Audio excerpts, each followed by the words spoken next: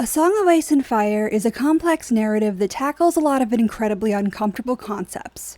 And one of the most important and most disturbing in the entire series is the way that many of the adult characters in the story seem to view children. This aspect of the narrative is understandably triggering for many people, so if it's not the kind of information that you personally want to analyze or even think about, then that is totally understandable, and this is definitely not the video for you. Also, just as a disclaimer, given that this content isn't exactly YouTube friendly, I will be using a variety of euphemisms and abbreviations to explain these issues, and I'm in no way intending to minimize or whitewash the abject horror that these behaviors truly are by watering down the language used to describe it. However, regardless of how repugnant it is, the part that these issues play in the story is vital, and the way that some fans tend to react to it is worth exploring. There are plenty of broadly accepted fan opinions about A Song of Ice and Fire that are surprising, but one of the oddest and most unexpected is the notion that so many of the extremely young characters who were introduced to CSA at shockingly early ages have those experiences because of some commitment to historical accuracy, and that within the context of the story itself, it's actually somewhat normal for tweens and teens to be sought after and initiated to romance and/or procreation sooner rather than later, often by the adults around them. It would be nice to say that this perspective is a surprising trend, but this point of view is uncomfortably common in pop culture at large, and there are many instances of CSA being normalized in a way that doesn't seem to be actually intended, with the most obvious being Vladimir Nabokov's landmark novel, Lolita. Lolita is an interesting cultural touchstone in all the wrong ways, as the interpretation of the story as some tale of precocious lust has become so ingrained that the term Lolita has completely evolved beyond the story itself. It's not uncommon to see real-life young girls or young girls in fiction referred to as Lolitas, if they are simply young females who appear to be romantically or intimately involved with significantly older men, accompanied by the implication that they are somehow consenting and proactive agents in this dynamic. And it should go without saying, the fact that a character who is horrifically exploited by the adult male protagonist of a story has become synonymous with a young seductress with a particular interest in older men, rather than a young victim of an older man, is profoundly disturbing. But what makes the story of Lolita interesting, especially within the context of A Song of Ice and Fire, is that the outrageously generous interpretation of these exploitative relationships seems to be driven by the fact that, essentially, the writer doesn't tell the audience that they should be repulsed by what they're reading. Interestingly, the narrators in these instances are often clearly unreliable, but because the author isn't directly and intentionally making their own moral perspective about the situation clear, many readers seem to take that absence of overt moralizing as a direct indication that what's happening isn't necessarily immoral. Now, of course, there are a great deal of audience members for both of these stories who pick up on the outrageous ick factor. Thankfully, a significant number of people don't need to be told by someone else that it's actually not normal for adults to have any kind of non-platonic interest in tweens. However, once again, the broader pop culture definition of the term Lolita obviously indicates that a great deal of, if not the majority, of people who are familiar with the story interpret that story as the tale of a precocious seductress rather than a child victim of prolonged abuse. And unfortunately, the normalization of child exploitation in the A Song of Ice and Fire fandom seems to indicate that a significant portion of the reading public hasn't evolved as much as anyone would hope since the 1955 publication of Lolita. However, the subtext that George R.R. Martin seems to very obviously insert into his story is telling, because while many of his point-of-view characters rationalize away either the abuse they've experienced or that they've visited upon others, the underlying message seems painfully clear, and it seems like a lot of members of the audience go out of their way to willfully avoid it. Firstly, one of the most obvious indications that this is supposed to be interpreted as something bad is simply how egregious it really is. It's repulsive either way, but it would be far easier for an audience to swallow a relationship between a 16-year-old and an adult if the intention behind it was for the audience to actually think that it was normal. But Martin takes things to what is largely the greatest extreme possible by making most of the characters like Daenerys Sansa, and Arya tweens when they're prematurely introduced to anything non-platonic. And the actual effect of that extremity is astonishing. Because, at least from my point of view, George R.R. Martin often makes these characters so astoundingly young, specifically with the intention that no rational person could try to reason or excuse it away. Yes, many of the people involved within these storylines in the text treat it like it's normal. But frankly, no one in the audience should need to be told that an adult having any sort of interest in an 11 or 12-year-old is appalling, inappropriate, and repulsive. On top of that, one of the most obvious indications that this behavior is wrong is simply who engages in it versus who does not. Yes, the world of Planetos is harsh, brutal, and seemingly teeming with terrible people. However, the only characters who seem to engage in this kind of behavior are pretty directly coded as villains. Or, it is at least implied that they may be antagonists in the overall story. Because yes, from Rhaegar Targaryen to Tyrion Lannister to Khal Drogo, there are some morally ambiguous to downright villainous characters who appear uncomfortably attracted to children. But what seems incredibly relevant is that there are really no characters who are clearly morally good people who are ever attracted to inappropriately young people. For instance, while Ned Stark might not be the unflappable paragon of virtue that some might see him as, he's about as close to a true hero as A Song of Ice and Fire gets. And it is unquestionably obvious that he as an adult would never have even the slightest hint of attraction to a child. And even beyond that, it's hard to imagine any of the outright protagonists in the story ever being remotely okay with marrying a 12-year-old. Ergo, the immorality of this kind of behavior seems to be self-evident simply based on which characters do or do not engage in it. It may be an uncomfortably common problem, but it's not something that anyone who is morally good is portrayed as taking part in. I mean, in A Storm of Swords, even Robb refers to the murdered Lannister children as children, despite the fact that he's barely older than they are. So there is an obvious cultural distinction applied to people of that age, and it's clearly stated that it's not appropriate to treat them like adults in a variety of ways.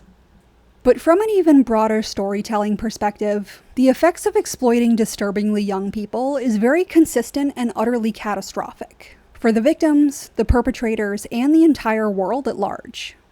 Again, it's actually shocking how internally consistent this trend is, as it's hard to think of any character who is prematurely introduced to sexuality via an adult figure who isn't obviously traumatized by it, and whose trauma doesn't have enormously negative and far-reaching effects on the rest of the world. There are seemingly endless examples of this, and again, it is almost entirely unvarying. Any character who is introduced to it too early experiences negative consequences that often have a horrendous effect on others. And anyone involved in CSA experiences negative consequences as well. It's actually through the exploitative characters that the moral point of view on this behavior seems to be incredibly, unmissably clear, because a great deal of them quite literally die as a direct result of CSA, oftentimes at the hands of the victims themselves. Viserys sells Daenerys to Drogo when she's far too young because he's desperate for power, and Drogo murders him. Khal Drogo rapes Dany, and he ultimately dies at her hand, regardless of how she believes she feels about him in the end. Tywin Lannister essentially assaults Tyrion by proxy by forcing him to assault Tisha, and Tyrion murders him. Lysa Tully takes advantage of Littlefinger, and Littlefinger ultimately kills her. The angles of all these character dynamics and deaths are important, because regardless of how direct or indirect the influence is, the connection between the death of abusers as a result of the abused is quite consistent. In some instances, there is a pretty direct through line between the abuse and death, such as Tyrion's murder of Tywin. In others, it's not quite as obvious, but it's still extremely present. For instance, had Viserys not sold Daenerys, he never would have met the man who killed him. And had Drogo never bought Daenerys, then the chain of events that led to his death never would have happened. And although Littlefinger's feelings about Lysa's abuse don't appear to be a direct factor in his decision to kill her, her consistent desire to take advantage of him in a multitude of ways undeniably directly led to her death in the end. Clearly, it does not pay to exploit children in the long run. There are other angles to the price of premature intimacy as well. For instance, The more dubiously consenting relationships between older characters and younger might not be as overtly abusive as some, but it still has a significant long-term effect. So-called relationships between characters like Rhaegar and Lyanna, or Viserys Targaryen and Aemma Arryn, haven't been directly defined as downright abusive. But again, it's obvious that the younger characters are too young to be sexually initiated, and the consequences for these engagements are disastrous. Many people like to romanticize whatever happened between Lyanna and Rhaegar, but I obviously think that interpretation is incorrect. I seriously doubt that Lyanna ran away with Rhaegar because she loved him and wanted to marry him, and I think it's far more likely that she was somehow intentionally misled by him. But even giving their relationship the benefit of the doubt, it's obvious what the problem is.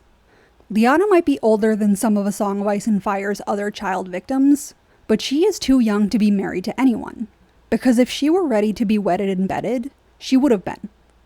Rhaegar took her away from any adult protection that prevented her from being exploited, seemingly exploited her, and as a result, the entire continent devolved into war, and House Targaryen's reign in Westeros came to an end.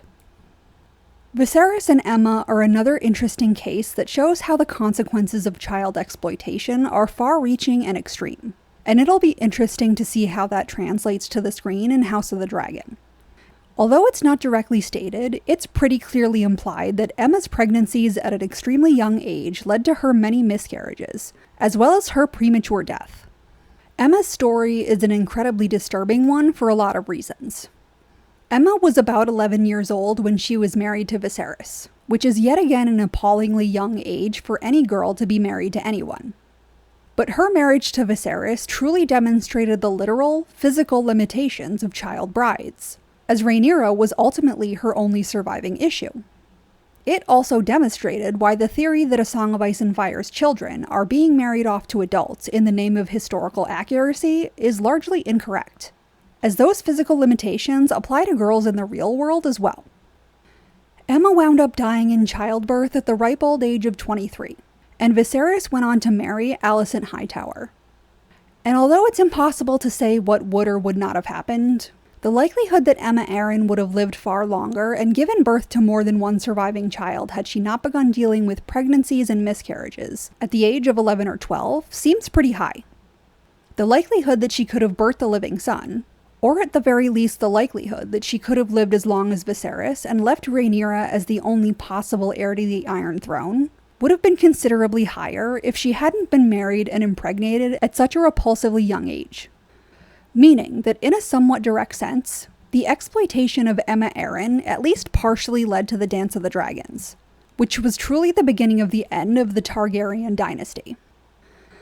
Interestingly, this line of consideration can be taken even further, as characters who experience these things before they're ready for it still experience dire consequences, even if they're not being as overtly exploited. There are precocious so-called relationships like the one between Cersei and Jaime, that, although it seems to be absent of a dynamic where one party is blatantly taking advantage of the other, still has dire consequences and still seems to demonstrate that under almost no circumstances should young people be sexual before they're ready. Ironically, despite the fact that Jaime and Cersei have a relatively consensual relationship in the present, it obviously has cataclysmic effects on the entire world around them.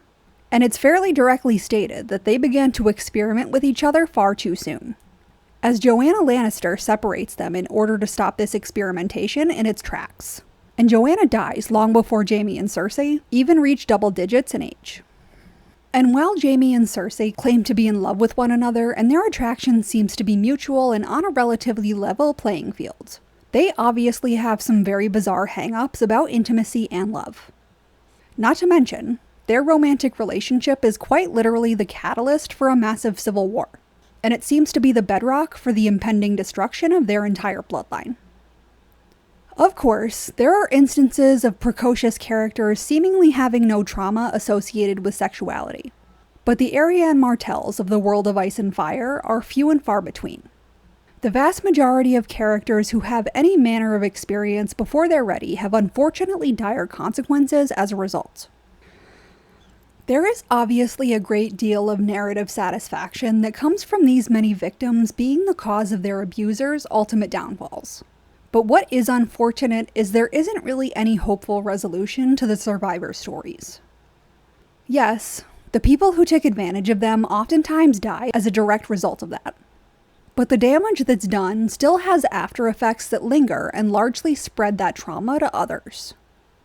In one of the most obvious examples of this trauma cycle continuing long after an abuser is gone, Daenerys' point of view on her own abuse is profoundly depressing and disturbing. Not only is her marriage to Khal Drogo completely repulsive on its face, but the way that he actually treats her is horrific. And the fact that this all happens to her at such a crucial stage of emotional, physical, and intellectual development is a nightmare. Khal Drogo's abuse is incredibly overt, and the fact that Dany's only source of potential reprieve is to essentially seduce a man who is engaging in violent CSA against her is absolutely horrifying. But it's even more horrifying that Dany ultimately rationalizes this extreme trauma by convincing herself that she's actually in love with Drogo. And depressingly, this is an issue that she clearly never really moves on from, at least not yet.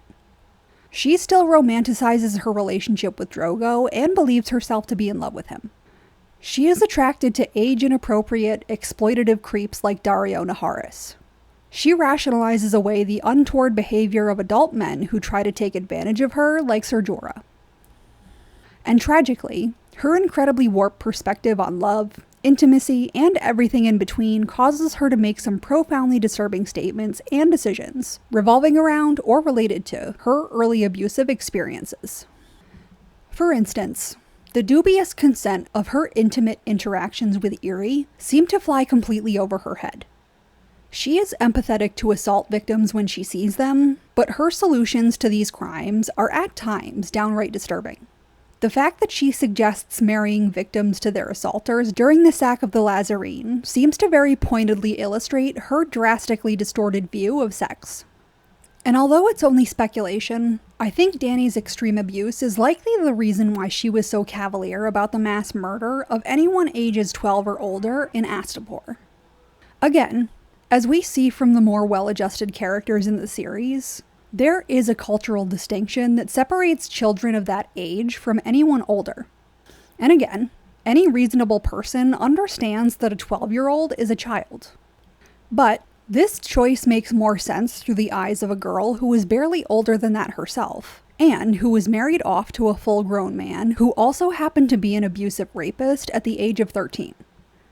Dany is undeniably responsible for the deaths of many children, but her perception of what children can be subjected to is also deranged because of what was done to her by Viserys and Drogo.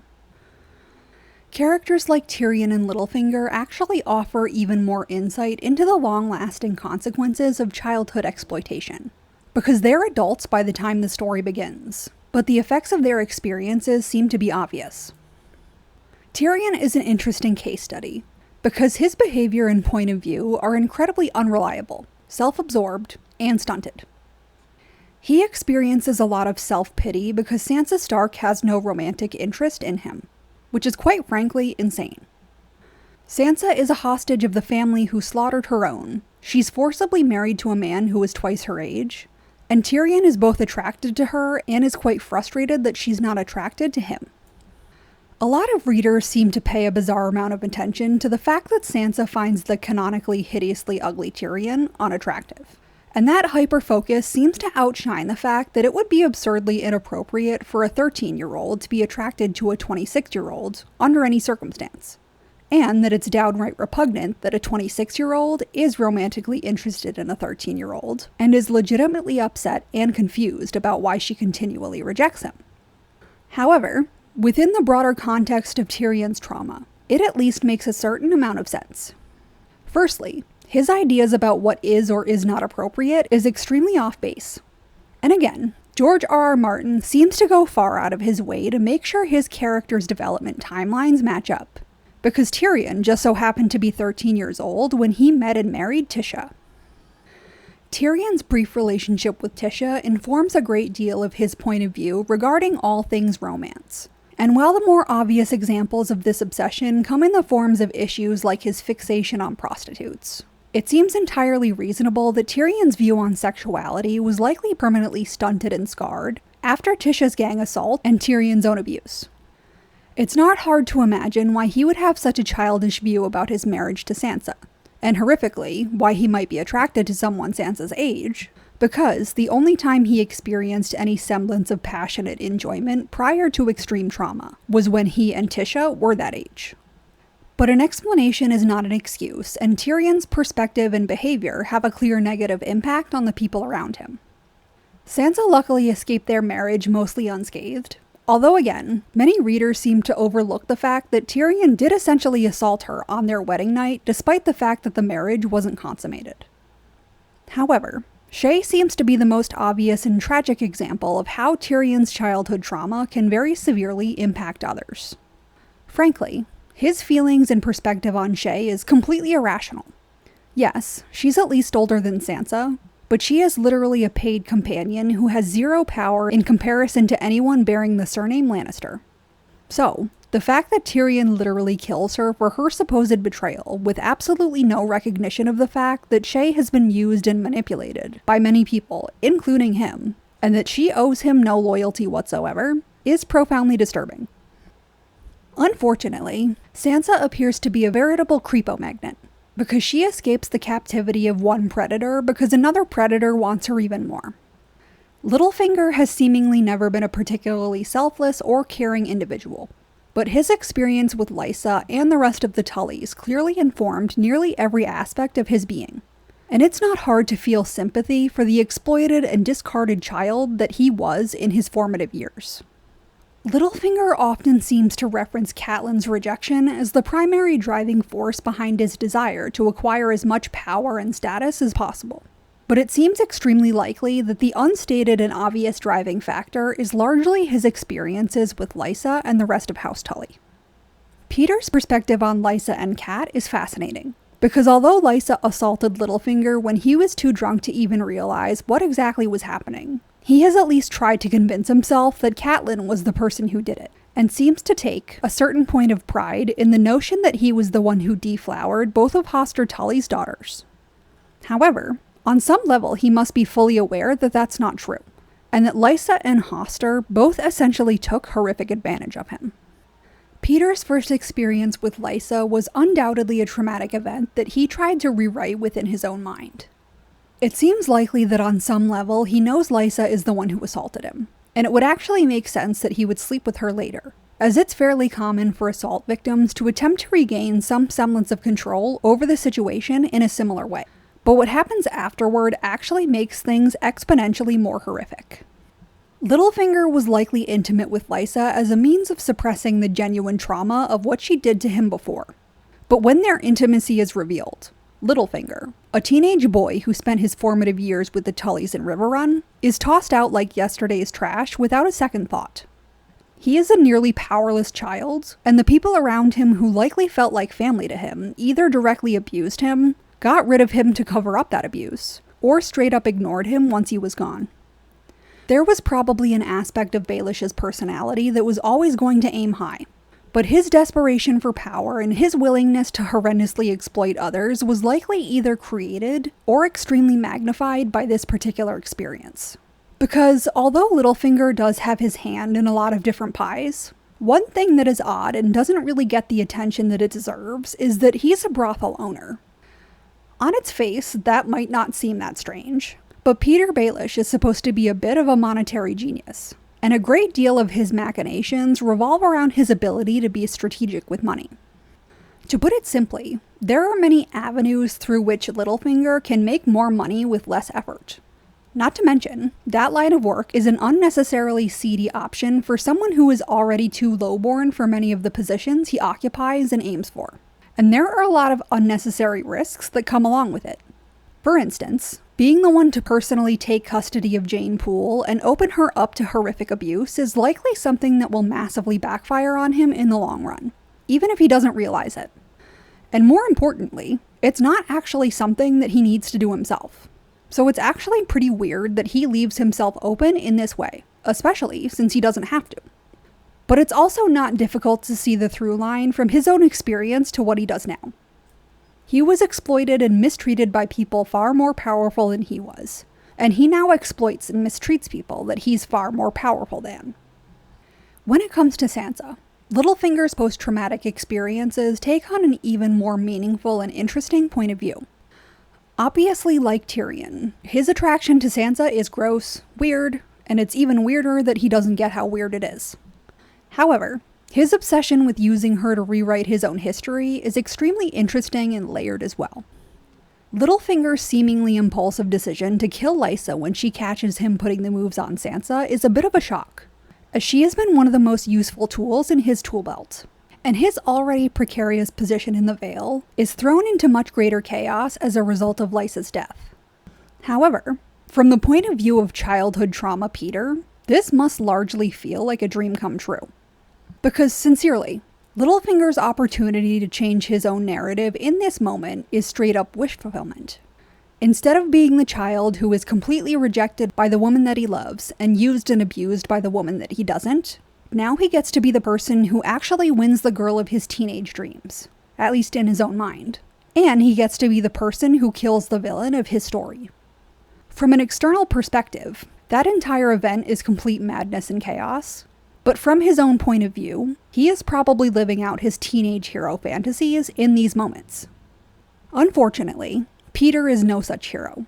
And while Lysa doesn't deserve much pity for her ultimate comeuppance, there are still an untold number of people who are completely innocent, whose innocence was taken or destroyed by Littlefinger. Baelish may have wound up becoming a bad guy either way, but he undeniably became much worse as a result of Lysa taking advantage of him. Of course, it's entirely possible to be mistreated by people without visiting that abuse onto others. But A Song of Ice and Fire really seems to emphasize the cyclical nature of this abuse, the manner in which it can grow, and the way in which it always has permanent psychological effects on the children who have to suffer through it. Even the people who manage to work through their trauma and decide to be better usually go through some serious growing pains on the way, and those pains often result in yet more trauma being spread to the innocent people around them. Not only is the price of CSA high, but it's one that has to be paid over and over again.